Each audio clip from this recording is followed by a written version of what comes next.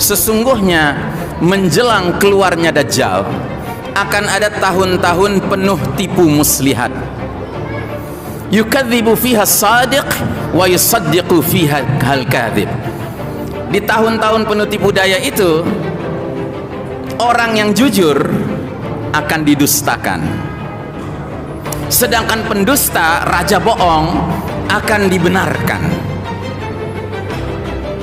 Wa yukhawwinul amin wa yu'tamana fiha al-khain. Orang yang amanah akan dikhianati, disingkirkan. Sebaliknya pengkhianat dikasih amanah, dijadikan pemimpin, kalau perlu diperpanjang terus. Bismillahirrahmanirrahim. Salawat salam sejahtera kita doakan tercurah kepada manusia pilihan teladan kita bersama, Nabiullah Muhammad sallallahu alaihi wasallam, keluarganya, sahabatnya dan para pengikutnya yang setia hingga akhir zaman, dan semoga kita termasuk umatnya yang dirahmati Allah, yang berhak menerima syafaatul uzma beliau di hari berbangkit nanti. Amin ya rabbal alamin. Jamaah sekalian rahimakumullah, bulan Ramadan seringkali mendapatkan beberapa julukan. Di antaranya dijuluki sebagai Syahrul Quran, bulan Al-Quran. Dan ini memang diungkapkan oleh Allah Ta'ala sendiri. Allah berfirman, Syahrul Ramadan alladzi unzila fihi al-Qur'anu hudan lin-nasi wa bayyinatin minal huda wal furqan. Bulan Ramadan adalah bulan diturunkannya awal Al-Quran yang merupakan petunjuk bagi manusia, penjelasan-penjelasan petunjuk itu, dan Al-Furqan. Al-Furqan itu artinya pembeda. Pembeda antara apa? Pembeda antara al-haq wal batil, antara yang benar dengan yang salah ya. Ini satu. Yang kedua, kadang bulan Ramadan juga dijuluki Syahrut Taqwa. Mengapa? Karena di dalam bulan ini ada satu ibadah yang menjadi primadona, namanya ibadah siam. Dan di dalam Al-Quran Allah mengungkapkannya dengan firman-Nya, ya ayyuhalladzina amanu kutiba alaikumus siyam kama kutiba alal ladzina min qablikum la'allakum tattaqun. Hai orang-orang beriman, diwajibkan atas kalian puasa sebagaimana telah diwajibkan atas orang-orang terdahulu sebelum kalian, agar kalian bertakwa. Nah, jadi semua kita harus ingat ya, bahwa kita berlelah-lelah saum di siang hari, tujuan akhirnya harus mencapai derajat muttaqin, menjadi orang bertakwa. Sebenarnya di dalam syariat kita bukan hanya ibadah puasa yang melahirkan ketakwaan. Semua ibadah dalam syariat kita memang dimaksudkan untuk melahirkan muttaqin, orang bertakwa. Tapi tentu dengan syarat ya, semua ibadah yang disyariatkan Allah Ta'ala dan yang dicontohkan Nabi Muhammad sallallahu alaihi wasallam. Tapi kalau syariat yang bukan dari Allah, yang pakai kendi misalnya gitu ya, itu nggak ada urusannya Pak dengan ketakwaan gitu. Karena nggak disyariatkan Allah. Nah, jadi saudaraku rahimakumullah, dalam surat Al-Baqarah 21 Allah Ta'ala berfirman, ya ayuhan nas u'budu rabbakum alladzi khalaqakum walladzina min qablikum la'allakum tattaqun. Hai manusia sekalian, beribadahlah kepada Rabb kalian yang menciptakan kalian dan orang-orang sebelum kalian agar kalian bertakwa. Ini umum Mbak, semua bentuk ibadah dalam syariat kita jika dikerjakan dengan baik dan benar akan melahirkan takwa dalam diri kita. Nah, kemudian yang sangat penting tentunya kita harus mengingat Risalatul insan, misi manusia dihadirkan ke dunia ini apa? Misi kita, kata Allah sendiri, wa ma khalaqtul jinna wal insa illa liya'budun.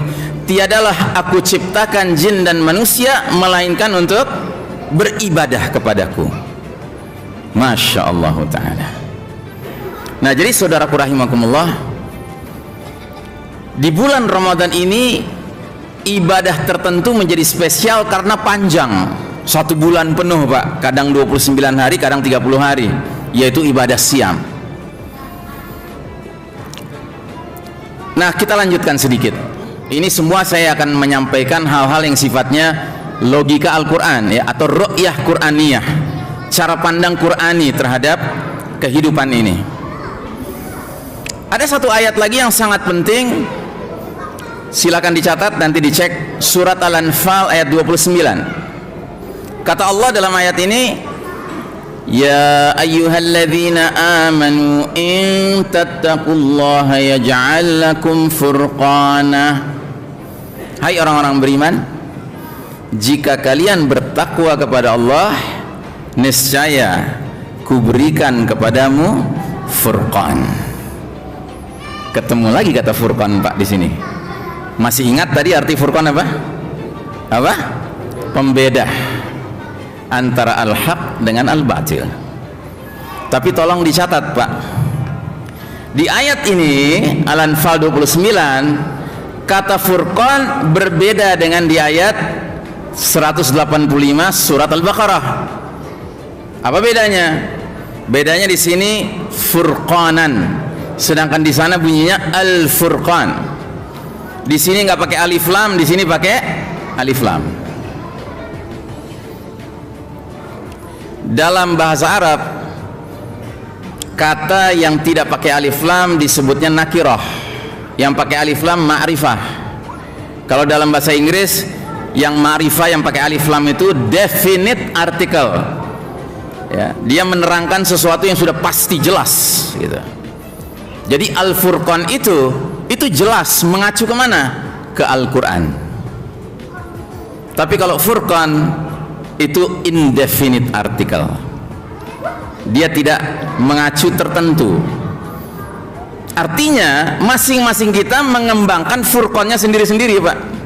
Sesuai apa? Sesuai ibadah kita, sesuai ketakwaan kita. Makanya kalau kita bicara pembeda antara benar dan salah, kalau hanya mengandalkan furqan kita masing-masing, Pak, bisa berdebat kita.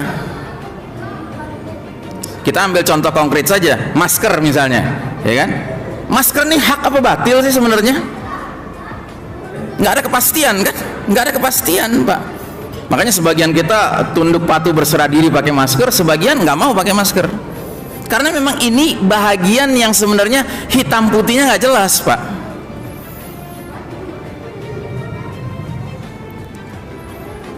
Nah, jadi saudaraku rahimakumullah, yang ingin kami anjurkan malam hari ini adalah, mari kita manfaatkan golden opportunity, peluang emas Ramadan ini, untuk beribadah sebaik-baiknya, untuk meraih ketakwaan yang sebaik-baiknya, agar furqan kita masing-masing tumbuh, Pak. Tapi setelah furqan masing-masing kita tumbuh, Pak, jangan merasa cukup. Kita harus khawatir bahwa furqan yang ada dalam diri kita masing-masing ini, yang tumbuh dari takwa, dari ibadah tadi, jangan-jangan masih subjektif, Pak. Karenanya supaya dia menjadi mantap, harus dipertemukan dengan Al-Furqan, ya. Manfaatkanlah bulan Ramadan ini untuk mengakrabkan diri dengan Al-Quran, karena Al-Furqan itu nama lain dari Al-Quran.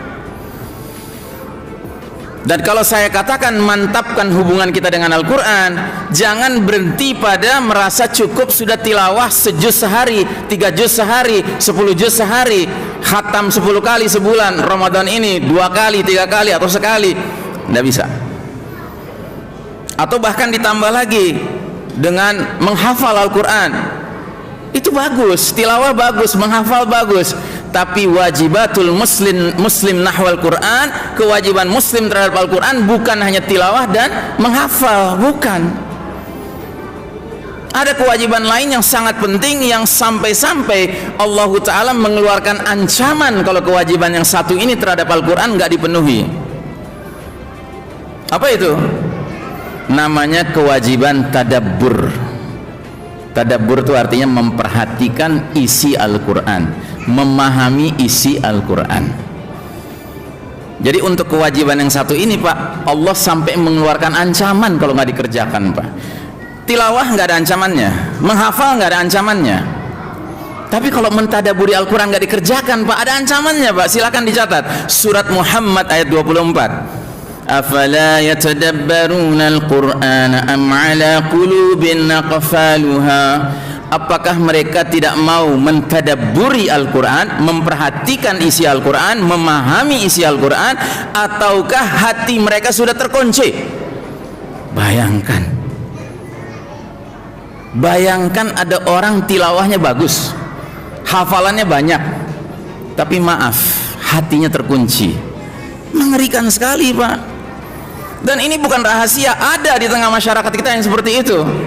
Karena apa? Karena dia kira, dia sangka kewajiban terhadap Al-Quran selesai dengan sudah tilawah, selesai sudah dengan banyak menghafal. Tidak. Nah, pertanyaan selanjutnya, Ustadz, kita nggak semuanya berlatar belakang kafa'ah syariah, kemampuan syariat. Kita nggak berlatar belakang ngerti bahasa Arab. Gimana kita mau tadabbur Al-Quran? Kita ini orang awam, ya. Ini kalimat yang paling sering saya dengar di berbagai pengajian. Betul, kita orang Indonesia tidak berbahasa ibu bahasa Arab Pak.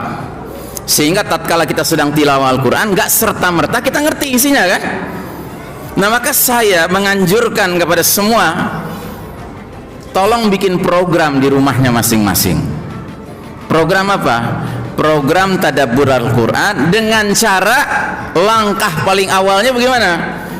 Wajibkan semua anggota keluarga kita, dari diri kita sebagai kepala keluarga pertama, istri kita, anak-anak kita, kalau sudah punya mantu, punya cucu, diteruskan ke mereka. Pastikan, wajibkan semuanya pernah membaca terjemahan Al-Quran dari surat Al-Fatihah sampai An-Nas. Bikin program itu Pak. Kalau belum pernah bikin program itu, bikin tahun ini, bulan Ramadan tahun ini.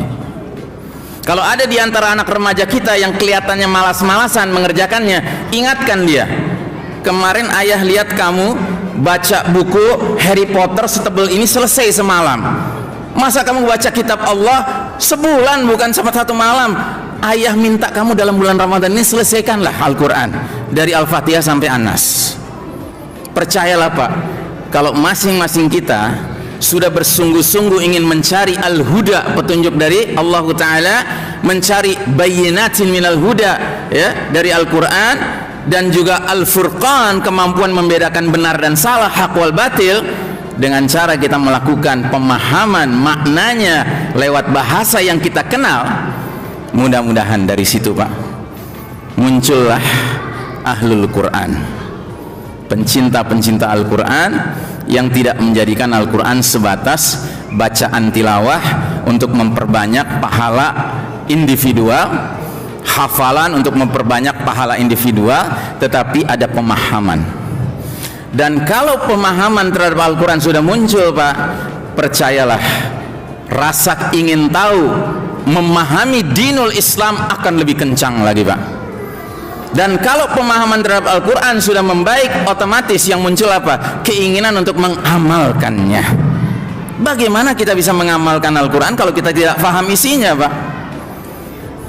Makanya di parlemen Inggris Pak, ketika zaman Inggris masih menjajah Mesir, itu pernah salah seorang anggota parlemen Inggris berkata di hadapan seluruh anggota parlemen lainnya. Dia bilang begini, kalau kita Inggris ingin memperpanjang penjajahan kita di Mesir, maka kita harus pastikan orang-orang Mesir itu jauh dari buku ini. Dia angkat Al-Quran Pak. Dan kalau saya katakan jauh dari buku ini Pak, jauh dari pemahamannya katanya. Biarkan mereka membacanya, tilawahnya, biarkan mereka menghafalkannya, tapi jangan sekali-kali izinkan mereka mengerti isinya. Jadi musuh Allah tuh tahu, Pak, kunci kejayaan kita di mana, Pak. Nah, jadi saudaraku rahimakumullah, judul ceramah saya malam hari ini tadi sudah dibacakan, memaknai Ramadan di era fitnah akhir zaman. Apa hubungannya yang saya barusan sampaikan dengan era fitnah akhir zaman? Hubungannya adalah kita sekarang sedang menjalani apa yang saya istilahkan sebagai the darkest chapter of the Islamic history. Ini babak paling kelam dalam sejarah umat Islam. Belum pernah ada babak lebih kelam dari babak kita sekarang ini, Pak. Mengapa saya mengatakan demikian? Karena di babak kita sekarang ini, Pak, Allah Ta'ala mentakdirkan umat Islam dalam posisi sedang kalah, sementara Allah Ta'ala mengizinkan pihak Barat, Eropa, Amerika, yang tiada lain adalah kaum kafir Yahudi Nasrani, memimpin umat manusia. Ini realitas nyata dalam kehidupan kita hari ini. Kecuali kalau diantara bapak-bapak nggak setuju. Ada yang nggak setuju, Pak? Ada yang mungkin mau berpendapat, oh Ustadz ekstrim nih. Nggak benar, Ustadz, umat Islam lagi maju sekarang, Yahudi Nasrani yang ngekor sama kita. Oh maaf, kalau Anda punya pemahaman seperti itu berarti kita beda. Dan saya akan menganjurkan Anda, coba Anda wudhu dulu deh. Jangan-jangan tadi Anda sholat isya nggak pakai wudhu, sehingga masih belekan, ya kan, nggak bisa ngebedain hitam dan putih, siang dan malam, ya kan, sehingga juga nggak bisa membedakan mana yang hak, mana yang batil. Nah, jadi saudaraku rahimakumullah, di era seperti sekarang ini di mana umat Islam tidak dipimpin oleh orang-orang beriman di muka bumi, Pak, apa yang terjadi? Semua serba kacau, Pak. Semua serba kacau. Dan ini sudah berjalan berapa lama, Pak? Ini sudah berjalan 1 abad.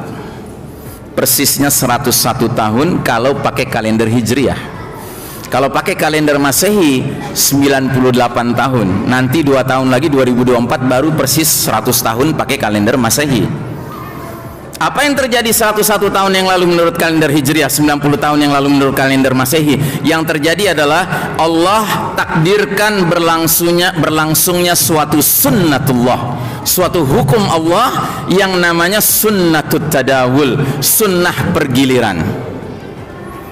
Bunyi ayatnya bagaimana? Wa tilkal ayyamu nudawiluha bainan nas. Ali Imran 140.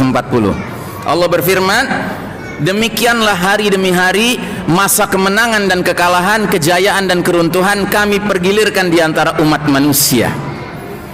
Jadi tahun 1924 Masehi, 1342 Hijriah adalah tahun di mana Allah menyatakan kepada umat Islam sedunia ini, enough is enough. Cukup kalian umat Islam pernah memimpin umat manusia. Sekarang saya serahkan tongkat kepemimpinan ke pihak lain, ke Barat, Eropa, Amerika, Yahudi Nasrani, kafir. Boleh tidak Allah bikin keputusan seperti itu? Boleh tidak? Berani-berani bilang nggak boleh, ya kan? Karena Allah sudah katakan dalam Al-Quran, tu'til mulka man tasha' wa tanzi'ul mulka mimman tasha'. Allah berikan kekuasaan, kerajaan, kepemimpinan kepada siapa yang dia kehendaki, Allah cabut dari siapa yang dia kehendaki. Nah, jadi sejak 101 tahun lalu, Pak, kita tidak lagi merasakan naungan ayat-ayat Al-Quran dan hadis-hadis Nabi mengarahkan kehidupan kita. Sebab Allah Ta'ala takdirkan yang mimpin dunia bukan lagi umat Islam. Makanya kalau Anda merasakan kekacauan, termasuk kekacauan yang berulang setiap tahun seperti kemarin juga terjadi, Pak. Sabtu apa Ahad ya gue ya? Gue mau Muhammadiyah, gue Sabtu aja dah. Sabtu apa Ahad ya gue? Gue mah apa kata NU dah. Nah, gitu, ya.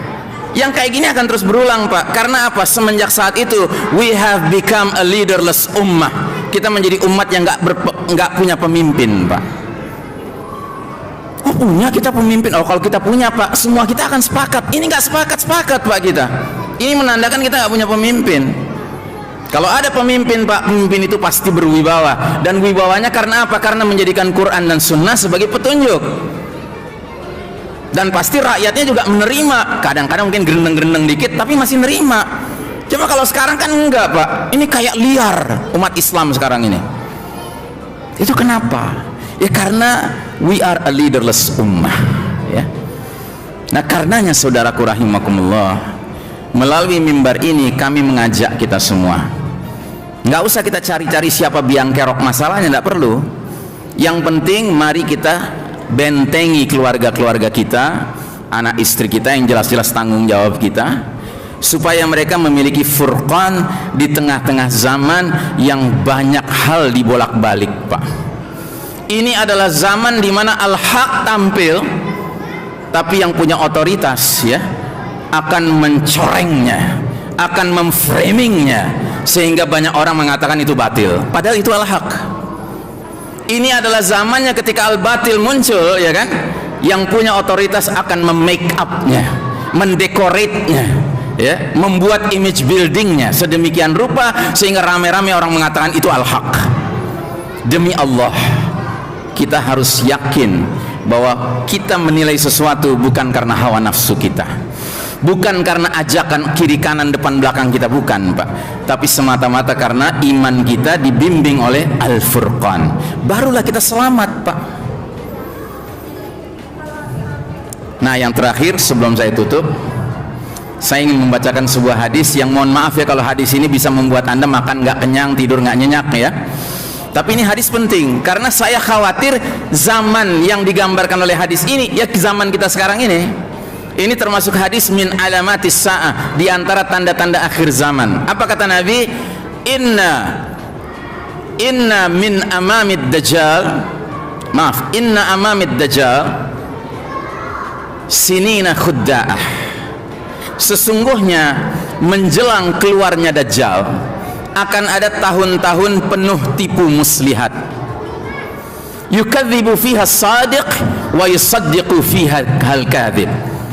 Di tahun-tahun penuh tipu daya itu, orang yang jujur akan didustakan, sedangkan pendusta, raja bohong, akan dibenarkan. Wa yukhawwinul amin wa yu'tamana fiha al-khain. Orang yang amanah akan dikhianati, disingkirkan. Sebaliknya pengkhianat dikasih amanah, dijadikan pemimpin, kalau perlu diperpanjang terus. Wa yatakallama fiha ar-ruwaibidah, dan akan ramai di mana-mana yang angkat suara, yang bicara adalah ruwaibidah. Sahabat nanya, apa itu ar-ruwaibidah ya Rasulullah? Kata Nabi, al-fuwaisiq yatakallama an amril ammah. Ruwaibidah itu orang bodoh, orang fasik yang bicara tentang urusan publik, tentang urusan umum. Silahkan Anda nilai sendiri zaman kita sekarang ini, Pak. Ini zaman dimana seminar, panel diskusi, webinar, zoom dan lain sebagainya lebih banyak didominasi oleh orang yang ngerti hak wal batil, ngerti petunjuk Allah, petunjuk Rasul, ataukah orang-orang yang sama sekali kalau bicara nggak dikaitkan dengan ayat, nggak dikaitkan dengan hadis, nggak dikaitkan dengan hak wal batil, bicaranya akal semata atau hawa nafsu semata. Mudah-mudahan apa yang kami sampaikan malam hari ini tidak membuat Anda makan tidak kenyang, tidur tidak nyenyak, ya kan? Tapi intinya adalah mari kita harus sadar bahwa ini bukan zaman yang fine-fine saja, Pak. Ini zaman yang berat sekali, Pak. Bahkan dikhawatirkan ini zaman menjelang puncak fitnah nongol. Siapa itu? Dajjal. Ya. Kalau kita nggak bisa menghadapi zaman ini, jangankan zaman Dajjal nanti, Pak. Sebab zaman Dajjal itu puncaknya fitnah sudah hadir. Ya. Jadi gambarannya di akhir zaman itu kayak ada gunung fitnah, Pak. Makin lama makin berat, Pak, bukan makin ringan. Saya bukan menakut-nakuti ya, Pak. Ini semua dari hadis Nabi. Jadi ibaratnya kata Nabi, barang siapa yang di level paling bawah gunung fitnah itu bisa sabar, bisa istiqomah, dia akan selamat menghadapi level berikutnya. Di level berikutnya dia bisa sabar, bisa istiqomah, dia akan sabar menghadapi level berikutnya, terus begitu. Dan kalau umurnya sampai ke jadwal ketemu puncak fitnah Dajjal, lalu Dajjal di hadapan dia menyatakan ana rabbukum, aku Rabb kalian, dia dengan mantapnya akan menjawab Rabbunallah, Rabb kami Allah, anta al-masihud Dajjal, kamu ini Dajjal. Tapi sebaliknya, Pak, mereka-mereka yang baru di level fitnah paling bawah, Pak, sudah terpuruk, sudah tunduk, patuh, berserah diri, niscaya di level berikutnya dia lebih terpuruk lagi. level berikutnya lebih terpuruk lagi. Kalau umurnya sampai ke zaman puncak fitnah muncul, lalu dia ketemu dengan Dajjal, Dajjal mengatakan ana rabbukum, apa jawaban dia? Anta rabbuna, engkau Rabb kami, segeralah tolong kami. Karena jangankan ngadepin Dajjal yang benerannya Pak, baru Dajjal kecil aja dia udah tunduk patuh berserah diri Pak. Oh ya. Jadi saudaraku rahimakumullah, mudah-mudahan apa yang kami sampaikan sekali lagi menjadi ilmu bermanfaat dunia dan akhirat buat kita semua ya. Sekali kita bukan hidup di zaman yang fine-fine saja Pak, ini zaman berat Pak. Karenanya kita harus juga punya kesungguhan menghadapi syaitan, musuh-musuh kita yang sudah berbulat tekad ingin memperbanyak ya hamba-hamba Allah Bani Adam ini bersama mereka di dalam as-sa'ir, di dalam api yang menyala-nyala itu. Demikian, lebih kurangnya kami mohon maaf. Wassallallahu ala nabiyyina Muhammadin wa ala alihi wa ashabihi ajma'in walhamdulillahi rabbil alamin. Ramadan mubarak. Wassalamualaikum warahmatullahi wabarakatuh. Ya